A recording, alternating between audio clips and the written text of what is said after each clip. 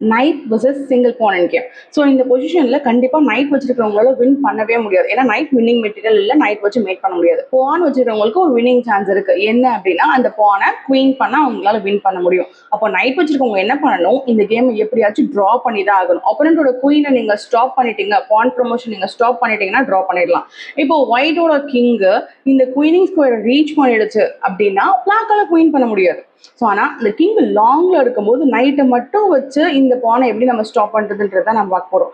So இந்த theory B pawn to G pawn, B பான்லேருந்து G pawn வரைக்கும் same தான். இந்த இடத்துல ஒப்பனண்ட் கிங் C2 வச்சு உங்கள் நைட் அட்டாக் பண்ணாங்க அப்படின்னா உங்கள் நைட்டுக்கு 3 எஸ்கேப்பிங் ஸ்கொயர்ஸ் இருக்கு.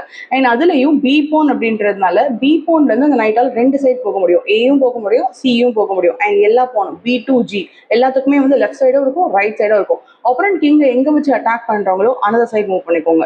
ஸோ கண்டிப்பாக அகெயின் அட்டாக் பண்ணி தான் ஆகணும். ஏன்னா சும்மா ஏதாச்சும் மூவ் பண்ணாங்க அப்படின்னா நம்மளோட கிங் கேம்குள்ளே வந்துடும். ரைட்டா? ஸோ இப்போ அகெயின் என்ன பண்ணுவாங்க, நைட் அட்டாக் பண்ணுவாங்க, திருப்பி அகெயின் NB1 அந்த குயினிங் ஸ்கொயரை நீங்கள் ரீச் பண்ணிட்டீங்கன்னா ஒப்பனண்டால வின் பண்ணவே முடியாது. இப்போ அகெயின் கிங் A2 நடந்தாங்கன்னா நைட் C3 செக், கிங் B3னா knight B1.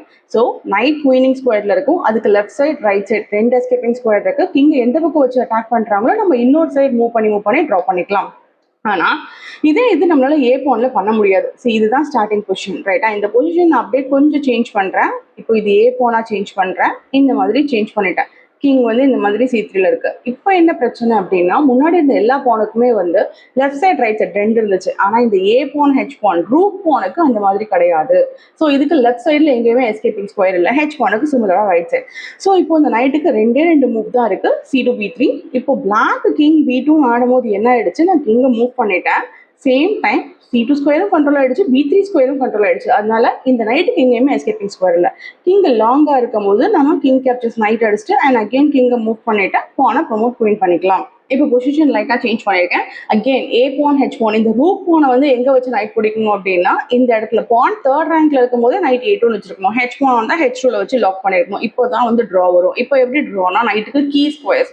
So night A2, அங்கேருந்து B4 C1 D3 இந்த 4 ஸ்கொயர்ல உங்க நைட் இருந்துச்சுன்னா ட்ரா. எப்படின்னா எஸ் ஆப்பரண்ட் வந்து இப்போ பிளாக் பிளேன் எடுத்துக்கோங்க, கிங் B3 ஆடுறாங்க, கீ ஸ்கொயர்ஸ் என்னன்னு பார்த்துக்கோங்க, இந்த 4. ரைட்டா? So night C1 check, king இங்க. இப்போ நீங்க நைட் எடுத்துட்டு வேற எங்கேயாச்சும் போயிட்டீங்க அப்படின்னா என்ன ஆகும், A2 புஷ் பண்ணி போன குயின் பண்றாங்க. அகைன் அந்த கீ ஸ்கொயர்ஸ்குள்ள வாங்க D3. இப்போ அகைன் கிங் இங்கன்னா அகைன் NC1, கிங் C2னா நைட் C2. இந்த மாதிரி கீ ஸ்கொயர்ஸ்குள்ளேயே விளையாண்டு இந்த கேம் வந்து ட்ரா ஆயிடும். பிளாக்கால A2 புஷ் பண்ண முடியாது. A2 புஷ் பண்ணாங்கன்னா நைட் A2 KD3 தான் இங்க. இப்பயும் A2 புஷ் பண்ண முடியாது, நைட் லாங்ல தான் இருக்கு. ஆனா A2 புஷ் பண்ணாங்கன்னா நைட் C1 செக்கும் நைட் A2 போயிடும். ஸோ எனிவே இந்த கேம் வந்து ட்ரா ஆயிடும்.